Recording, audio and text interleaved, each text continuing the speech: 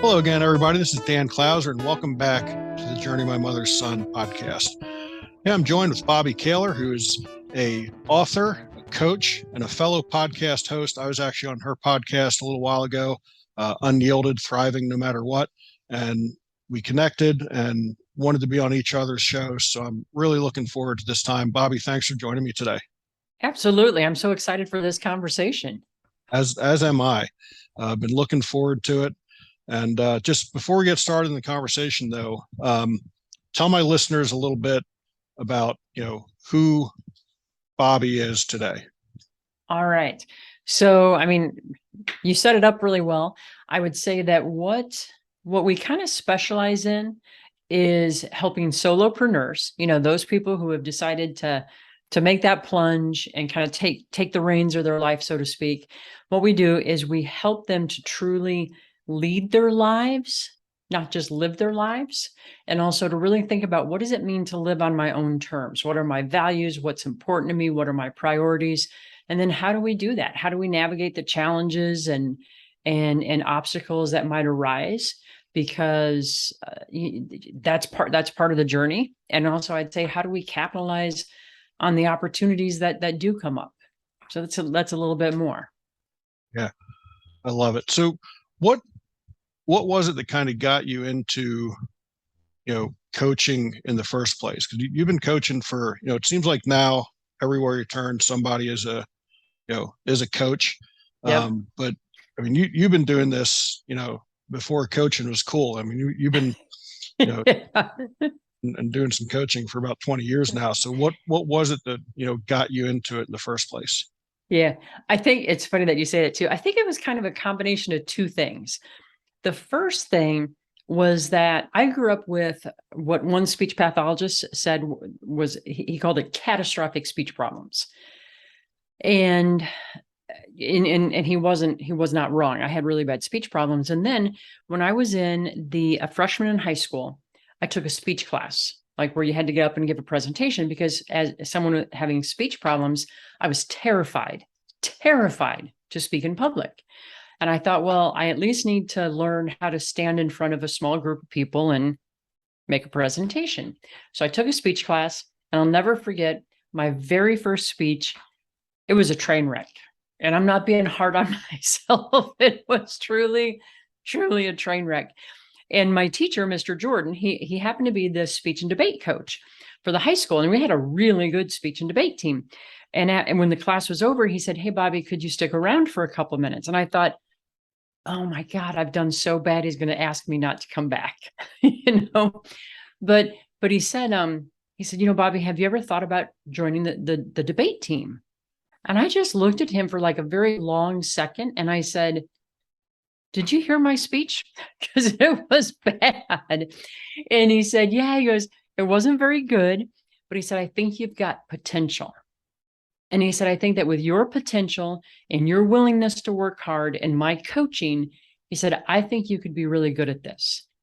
And so after, kind of turning that over in my head for a while, I decided I'm going to do it. I joined the team, and I actually, started winning rounds, and I won some tournaments, and I won trophies at tournaments. And that was the experience that really showed me that when someone has potential and someone's willing to work hard, you can come alongside them as a coach and help them move past their present performance and really get to their full potential. And I think that's when I fell in love with coaching, because I started actually my senior year in high school. I went to my guidance counselor and I said, "Hey, I know this isn't a thing at the school, but could I become an assistant coach, basically, and help him out?" And it was just, as a student coach, whatever you wanted to call it. And I loved it. I just loved helping other people in that capacity. So that was my first taste. That's the first part of the story there. Yeah. So, I mean, what was that like for you? I mean, like you said, you came off the stage, you felt terrible, you thought you completely bombed it. Yeah.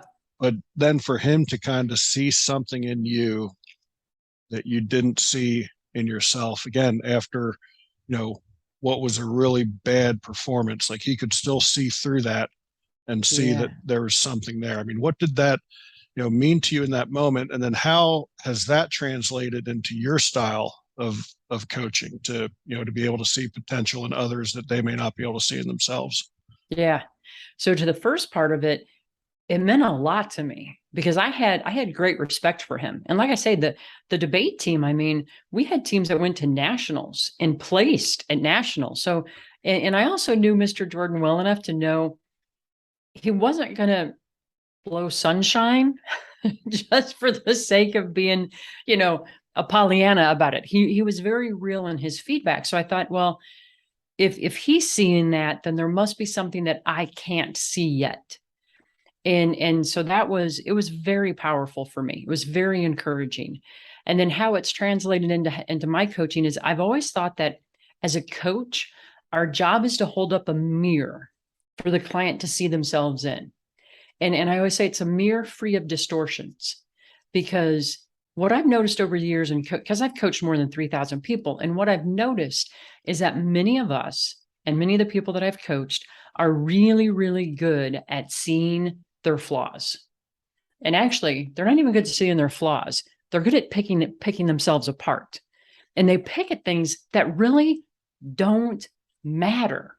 So it's like, how do we help someone really see the truth, both in terms of what they're really good at, which most of us are not good at seeing that, and also how do we see what we do need to improve upon without that becoming discouraging?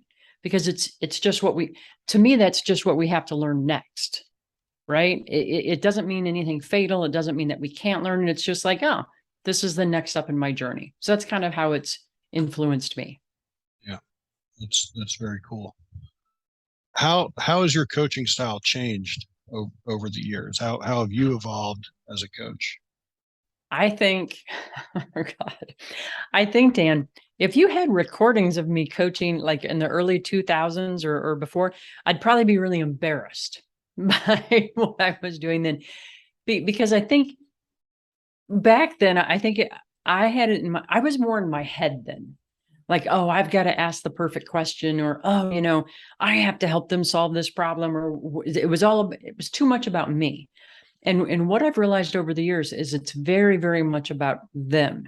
Yeah. And I think that the deep listening that goes on, and sometimes just listening for when someone uses the same phrase or over and over again, or the same word over and over again, or you can notice an emotion that's coming up, and just to kind of call that out and say, hey, I've heard you say X 3 times in the last 2 minutes. And they're like, yeah. And it's because they're not even realizing it. So it's really about, in some ways, helping them dig deeper in their own thought process, if that makes sense. Yeah, no, it definitely does. Definitely does. So you talk about, on your website, you talk a little bit about your 3 fundamental truths. Yes. So I want to talk about those a little bit, and I'll read them for our listeners here. Number 1 is the future can be changed. It is not set in stone. Number 2, you and only you can change your future. And number 3, you don't have to wait. Anything that you need to learn, you can learn along the way. Where, like, where did you come up with those? Like, how did they develop? And, why are they such a staple in, what you're doing today? Yeah. Well, it's funny that you bring that up, because that's actually the second piece of kind of why I do what I do. This came about, it was, okay, so I have to set the stage here a little bit. In my family, I'm the first one to go to college. My parents did not believe in college, and they were not going to pay for me to go to college. In fact, I had to fight with my mom to stay in high school. So I was 23 years old. I had not gone to college yet. I was working 2 jobs, and I was barely keeping my head above water. I mean, I was eating, remember the tuna fish and macaroni salad?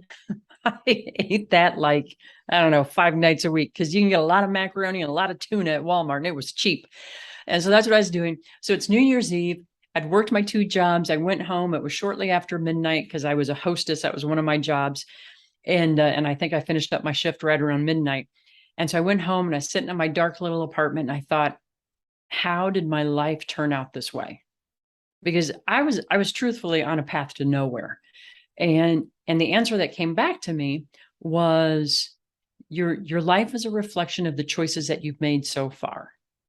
And I think, I hate to admit this, but in my 23-year-old heart, because that's how old I was at the time, I think I wanted someone that I could point to and blame. And there was no one. And so I thought, well, that's kind of a bummer. Then as I thought about it a little bit, I'm like, but wait a minute. If it's true that my life is a reflection of the choices that I've made so far, that's incredibly hopeful. Because what that means is that if I can learn how to make better choices, I can get a better result. And so that started me on a path where it's like, wait a minute, let's start looking at the choices. And here was the thing. I wasn't making terrible choices. I was just making choices that were very limited. They weren't going to lead me somewhere new. And I knew I had to start making some big shifts in my life. And so that's where those three fundamental truths come from, because I do believe that we can change our future. I wasn't destined to always be on that track. I just had to learn something new. And I think in that whole sequence, in my little dark apartment, something that occurred to me was that, Bobbi, nobody's coming to rescue you. No one's going to come knock on your door and say, here's $1 million, or here's a better job, or here's your college education, or I'll pay for your college education. No one was coming. And I know that can sound a little bit bleak, but on the other hand, it's like, wait a minute, I can do that for myself. I can be my own rescuer. I just have to learn how. And so that's when I started studying communication and leadership. And back then it wasn't even called emotional intelligence, but that's what it was. That's when I started studying all that, because I thought, I have to learn this, and stuff around personal development. I have to learn this if I'm going to change my results. And the reason that third one is so important to me, that you don't have to wait, because in coaching as many people as I have over the years, one of the fundamental mistakes people make is they think, I have to have the whole plan. I have to have the whole vision. I have to have all the skills. I have to know it all before I start. And no, we don't. Because number one, we can't know it all before we start. We learn along the way. And so it's like, I always think about it, take the smallest action that you can and learn from that. And that's how you will, learn your way forward into what you need to know. So that's kind of where it came from. Yeah. Yeah. I think that's so important, just taking that first step. Like that's the hardest thing, is taking that first step. And I can relate to that, quite a bit with what, Sandy and I did with selling all of our stuff and, moving into an RV. I mean, one of the very first blogs I wrote was titled, every journey begins with the first step. And it was talking about, that first step for us at that point was actually, getting our house listed on the market. Like that was it. It's like, okay, here it is. This is really going to happen. We got a hold of the real estate agent, the signs in the yard, like here it is. That's that first step. And, we didn't have, the grand plan on how it would all come together beyond that. And then, shortly after we put the house in the market, then COVID hit, and any plans that were in place were just totally thrown out, the window at that point. But you still adjusted, and so I think it's great to have a plan, but don't necessarily get caught up in that plan, because Mike Tyson, I think, says it best, is everybody's got a plan until they get punched in the face. That's right. And it's like, at that point, all bets are off. You're just stumbling and trying to figure it out, and it's like, you're going down, okay, plan B, plan C, plan D. That's right. So when people are coming to you and they're kind of caught up in that, well, okay, but if I do this, what's going to happen, not having that plan? I mean, how do you get them over that hump? Now, here's the thing. I think they have a direction. I think that's really good. Like some kind of direction, but it doesn't have to be down to the granular level of the grand plan, right? We don't have to know every single detail of it. So that's number one. The second thing is I believe very much in something I call learn your way forward. And it's basically 3 A's, AAA. So it's act, assess, and adapt. So the first one is to take an action. And I don't care how small the action is. And here's the thing, an action can be a lot of things, right? It could be, using your story. It could be contacting the real estate agent. It could be researching what kind of RV do we want? Because there's a lot of different choices, so it could be talking to other people. It could be reading. It could be listening to a podcast. And it could also be saying, hey, we're going to put the sign in the yard, right? But whatever the action is, take the action.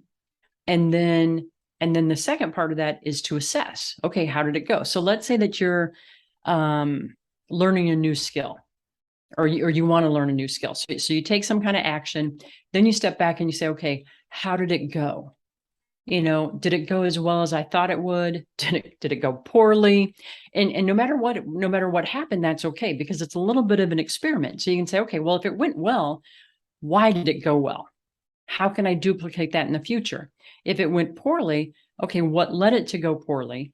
And what could I do differently in the future?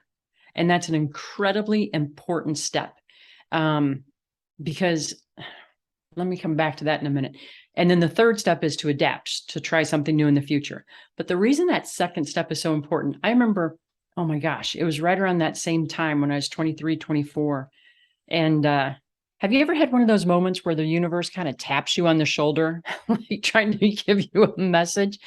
So I had this, I was always a high performer, no matter where I worked, but I always had trouble with my coworkers. I always had trouble getting along with them. And so I had gone to this new job, and once again, I'm having a problem with my coworkers. And it was like and I'm thinking, why is it no matter where I go, I always have trouble with my coworkers? And it was like the universe tapped me on the shoulder and said, what's the common denominator, Bobbi? And I'm like, oh, bummer. Maybe it's me. But I thought, okay, so I can learn how to be a better communicator. So I started studying the communication. But what I did every day at the end of my workday, I would go home and I kept a journal, and I wrote about what went well, what interactions went well today and why, what interactions didn't go well today and why. And for those that didn't go well, I'd think about, okay, if this happens again in the future, what will I do in that case? And the reason that's so important is, now that I've studied neuroscience, I understand this. I was lucky that I came up with that then, but now I understand why it worked. We're actually training our brains to act that way in the future, so that when we're faced with a similar situation, we don't have to stop and think about it. We have the mental memory. Like there's a famous study that was done a few years ago with basketball players, and they had 3 groups. And the first set of basketball players, they were all going to work on their free throws. So the first group stood at the line, shot free throws. Second group stood at the line, never picked up a ball, but visualized shooting the free throws. Third group, they didn't do anything. They just went about their business. So the third group showed absolutely no improvement, not surprising. The first group that shot the physical ball, they improved by 25%. The group that only stood at the line and visualized improved by 24%. Wow. Which is stunning, right? It's almost as good as having the ball in your hand. So that's why what would I do differently in the future, and to visualize it, that's why that's so important. But I was fascinated by that study. Yeah, that is incredible. And it, I know a lot of athletes talk about, visualization and that sort of thing. And I think that right there, proves how effective that is. Yeah. So that is pretty incredible study. I'm gonna have to dig that up and that out even more after we're done here for sure. So I want to just shift gears a little bit and talk a little bit about your podcast. Okay. And you'd had me on the show. I appreciate that. It was an awesome conversation. But what kind of led you down that road of, podcasting, going from coaching and, still coaching, but then wanting to kind of open up this other venue, so to speak, into the world of podcasting? Yeah. So and your episode was a great episode. It's going to be coming out soon, by the way, because Awesome. I'd taken a little bit of a hiatus this summer as far as releasing them. But with the podcast, it was about 3 years ago. Well, about 3 years ago, I first had the idea of starting the podcast, because over the years, I've done, I don't know, thousands of workshops.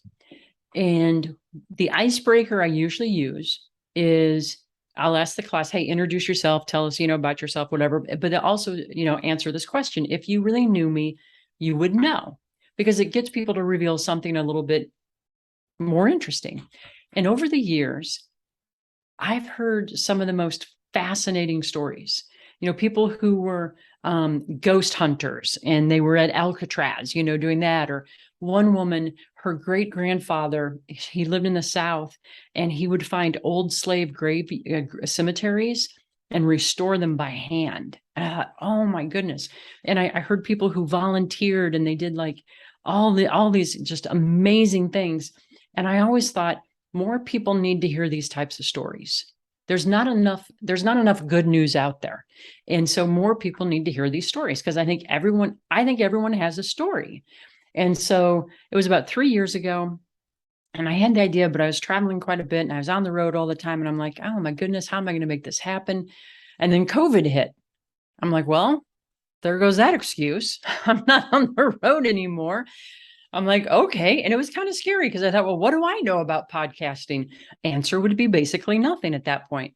But I thought, wait a minute, you're always saying that you can learn your way forward, so you can figure it out. And that's why I started it. And I've absolutely loved it, because I get to talk to cool people. I get to hear cool stories, and I get to share those stories with other people. And my hope is that, the tagline is thriving no matter what, because I really want people to know that that's possible for them. And I'm hoping that the stories give inspiration and ideas for how they can make that happen. Yeah, I love that. And that's, the exact reason why, I got into it, or actually wanted to continue. I mean, I've been podcasting since 2012. I, did a show for my organization, back here in Pennsylvania. And then that was one of the big things when Sandy and I decided to sell and start traveling. I went to my producer at the time, and at that time, all I did was conduct the interview. Like, I had no idea, how it got onto the internet, or how to edit any of that stuff. I sat in the studio with a microphone across from a guest and just had the conversation. But I really enjoyed telling the stories. And as we were getting ready to embark on this journey, I had talked to my producer, and I'm like, look, I want to do this, while we're traveling. Can you, kind of show me the back end and, how it all works, and go from there? Because, like you just said, I believe everyone has a story, regardless of whether they're, famous or a celebrity or just an everyday Joe, walking down the street. I think everybody's got a story, and I think they can all be incredibly inspiring. So, when I first started this podcast, it was originally, again, the concept was really to conduct them, all face to face, people we meet in our travels. And then, like you said, COVID hit, and I had to shift. I'd never conducted a podcast over Zoom or virtually up until COVID hit. And again, it was kind of one of those things like, okay, we got to make a shift here. But it's opened so many doors. And I've had opportunities to, meet people in person that we've, have done a podcast with. And, then we're traveling through the area. I was just, we were out in Fort Wayne, Indiana, on our way back here to Pennsylvania from Wisconsin. And I was on a show, Good Podcasting, back in the summer. And Brian Biedenbach, the host, lives in Fort Wayne, Indiana. And, on the show, we're like, hey, if you're ever passing through, look me up. Well, we were, sure enough, we were passing through. We looked him up. We spent a couple hours together. Nice. He was actually doing an event that night on podcasting, at a local venue. So it was just really cool to do that. So those opportunities have always been so cool for me to be able to, connect personally with someone that I've met virtually as well. But the storytelling is really, just like what you said. I mean, the cool people we've been able to meet. You introduced me to a mutual guest that was on your show that'll be on one of my upcoming episodes here, Amy Sargent. And, stuff like that, I just think is so cool, the way podcasters are so willing to kind of collaborate and, share knowledge and, all that sort of stuff. So, what have you found, kind of most rewarding in the podcasting community itself for you? Hmm. I think it's kind of what you're saying there in terms of just the relationships and kind of knowing that you're not alone. There's a lot of us out there who are have their own podcast, and people share resources, and and hey, this was a great guest on my show. I think it'd be a good guest for you on your show. I kind of love that, and I think especially because part of where we live is in Grand Lake, Colorado, which is beautiful. It's right outside Rocky Mountain National Park. There are 410 people who live in the town. So it's not a very big town. And it can be kind of isolated, and it can be a little bit lonely. And I think that podcasting it's basically a window into a different community, or into a community. And so it doesn't feel as lonely as it can otherwise feel sometimes. Yeah. Yeah. And even like the way, you and I had connected, I actually reached out to you first about having you Oh, that's right. on this show. And like, you kind of turned the tables on me. You're I like, did. man, I love your story, my show. And, it sounds like they'll probably both be released relatively close to each other, but it was just kind of neat the way that, that whole thing came about as well, where I was reaching out to you to be on my show, and you're like, oh man, I love the story about how you honor your mom, and this and Love that, that. jump on my show as well. So I think that alone just talks about how how cool and sharing and giving this community is. Yeah. Without a doubt. How many episodes have you done on your show so far since starting in 2020, roughly? So I think it was tomorrow will be 151. Yeah. Because I do, I do the interview on Wednesdays, and then I do the Rise and Thrives, which is just a short, like, idea, actionable step. Those come out on Monday. So that's why I kind of picked up the pace there, because it's 2 a week. Yeah. And those are the Rise and Thrive are a monologue, correct? That's right. It's under 10 minutes. I challenged myself to whatever I was going to do on the Rise and Thrives had to be 10 minutes or less. Yeah.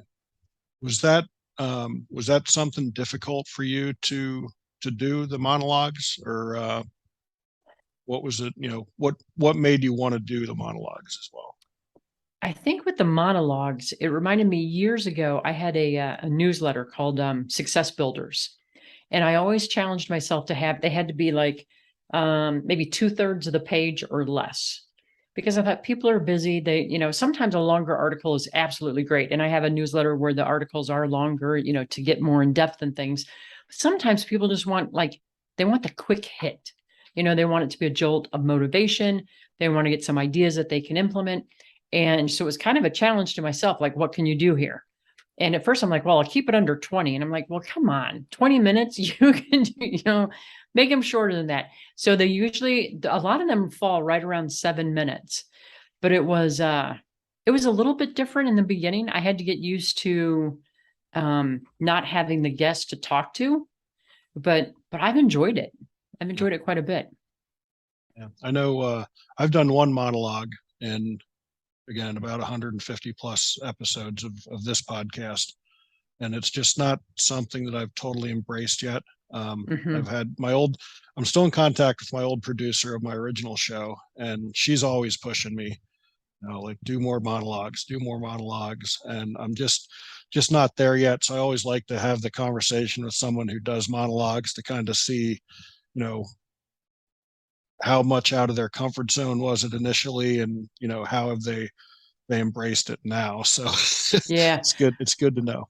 Yeah. And I'll tell you too, when the first, before I started doing the Rise and Thrives, I did a couple monologues, and those were more in the 20 to 30 minute. Those felt more uncomfortable for me, because it just feels like a long time of hearing my own voice. But the shorter ones, I've enjoyed those quite a bit. But it was, you'd be great at it. We'll get there someday. Yeah.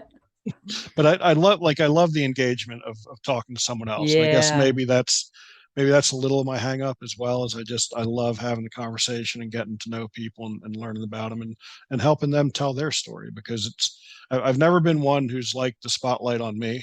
I've always liked to, deflect it onto someone else. So, in my mind, when I'm doing a monologue, it's kind of about me. But when I'm talking to a guest, it's about them. So, I'm here, promoting Bobbi and what she does and, helping her tell her story. But, and I know one of my friends said, no, a monologue is not about you. It's actually about your listeners. So I just have to embrace it. I'll get there at some point. I wonder too, what if it were, like one of the lessons that you learned from your mom? Then it's not even about you. It's about the listener and your mom. Yeah. Yeah. We'll take it under advisement for sure. Yeah, there you go. Let me know when they come out. I want to listen. The coach in you just can't stop coaching. So there you are, coaching me. It's like, hey, coaching me on the podcast. Yeah. Didn't mean to. I just had an idea. I love it. I love it. So, just about out of time. And anything that we didn't cover that you'd like to talk about before we get to my final question? No, I think that we covered a lot of good topics. Awesome. So how can people find you if they want to engage in your coaching, if they want to find the podcast? Where can they find all that stuff out on the internet? Okay. So best place is through my website. It's just, bobbikahler.com. And do you want me to spell that, or will you just put it in the show notes? Or show notes as well, but if you want to spell it, you can, either way. Okay. It's just Bobbi. There's no E on the end of my name. And then Kahler is KAHLER.com. And they can learn more about me there, as well as one of the best things to do would be I have a newsletter. It's going to be going pretty soon. It's going to be going to weekly. Right now, it's just every other week. And it's Navigate How to Live Life on Your Own Terms. That's just a great way to get content. I'm also pretty active on LinkedIn. And of course, they can learn about the podcast on my website as well, just under podcast. Cool. Awesome. So, Bobbi, that brings us to our final question. As you know, the subtitle of the podcast is Many Little People in Many Little Places, which comes from the opening lyrics of a Michael Franti song, Gloria, which go, when many little people in many little places do many little things, then the whole world changes. So it's one of the little things that Bobbi does on a daily basis to make the world a little bit better place. That's always such a thought-provoking question. I try very hard. I shouldn't say I try very hard. When I'm out and about, I like to make, and it sounds so simple, but something as simple as making eye contact with someone and really seeing them as a person. And it could be holding the door for someone. It could be helping someone who can't reach something at the grocery store, but to some act of kindness. But it starts with, I believe, really making eye contact so that the person knows, wow, someone saw me. And I don't know, because I think in our society, we're moving so fast. We're moving so quickly. We've always got our phones. We've lost that. And I think that human connection is so important. So it's tiny. That's a tiny thing. That's not a little thing. That's a tiny thing. But that's a big thing. I really think that's a big thing. It goes a long way, because like you said, you never know, what type of day that person's having, and just that little bit of interaction where, like you said, I'm seeing someone see me today. That's right. That is very important. So I love that answer. So, Bobbi, really appreciate having you on the show. It was a great conversation. Look forward to opportunity if we ever get through Arkansas or Colorado, depending on where you're at. We'll look you up. We'll spend some time together for sure. Definitely. Have some fun. So, folks out there listening, be sure to check out my other podcasts and blogs at journeymymotherson.com or danclouser.com. While you're on there, be sure to pick up a copy of my latest book, The Journey of My Mother's Son, Volume 1. Bobbi, again, thank you so much for your time today. Thank you.